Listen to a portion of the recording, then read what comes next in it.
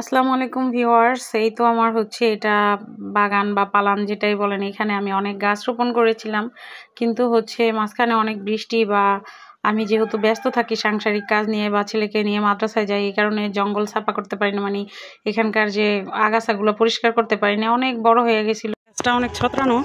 But এটার আমি কিছু ডাল কেটে দিব, বিসমিল্লাহ আল্লাহু আকবার।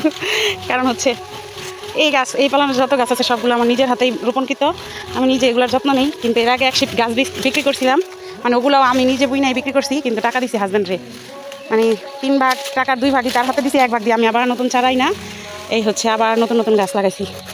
এত সহজ না সংসার জীবন, আর আমি তো সব দিক থেকেই আমার পরিশ্রম করতে হয়। তো ছেলেরে নিয়ে মাদ্রাসায় যাই দেখা অন্যদিন আসতে পারিনি, আজকে শুক্রবার এক ভাবিরে নিয়ে আসছি। আমার তো আর লাকড়ির প্রয়োজন নাই, আমি গ্যাসে রান্না করি। পরে ভাবিরে বলছি যে তুমি আমার সাথে চলো, তোমাদের লাকড়ির দরকার, তোমরা হচ্ছে লাকড়ি পুইরনে নিয়ে আইসো নি, আর কি ভাবি আর আমি কাজ করতেছি। তো যাই হোক, আরও কাটবো ডালা। ভিউয়ার্স, আজকে হচ্ছে সপ্তাহে শুক্রবার, তো প্রতিদিন তো ডিউটি থাকে, ছেলেকে নিয়ে মাদ্রাসায় যাই আসি, তো এই বাগানের কাজ করতে পারি না। আজকে হচ্ছে এগুলো সাফ সাফাই করতে আসছি, আর একজন নিয়ে আসছি, ভাবি আছে একটা, ভাবির লাকড়ির প্রয়োজন। তো আমি বলছি আমি যেহেতু গ্যাসে রান্না করি, তো এই যে দেখেন এই গাছ হাঁটাই বাটাই করতেছি। এটা হচ্ছে এই যে আমার ক্যামেরাম্যান নাই, এর জন্য আমি নিজেই কাটিং করি আর নিজেই ভিডিও করতেছি। তো যাই হোক, আর ওই যে ওই পাশে ওই যে ভাবি কাজ করতেছে, তো ওই যে পালানটা একটু সাফা করতেছি। অনেক গাছ মারা গেছে, মানে জঙ্গল টঙ্গল হয়ে আসছিল চারিদিকে, একেবারে পুরো গাছ দেওয়া ভরা চারিদিকে।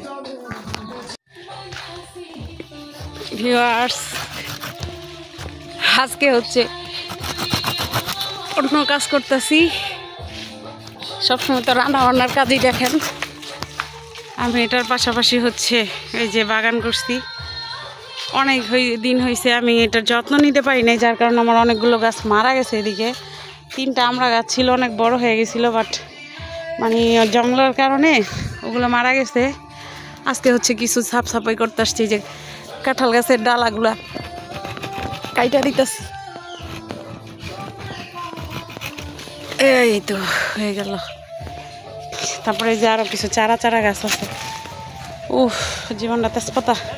এই যে মালতা গাছের অবস্থা দেখেন কি অবস্থা হয়ে গেছে, মানে এটার উপর দিয়ে পুরো ঝাটকাই না অন্য গাছ ছিল, আরও আছে, এগুলার বন জঙ্গল হয়েছে, কাটতে দিব।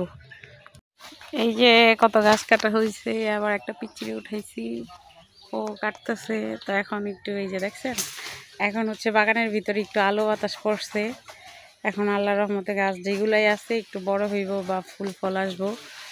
মাঝখানে অনেক দিন আসি নাই, অযত্নে আমার অনেক ক্ষতি হয়ে গেছে গা, কিছু ফলের গাছ মারা গেছে।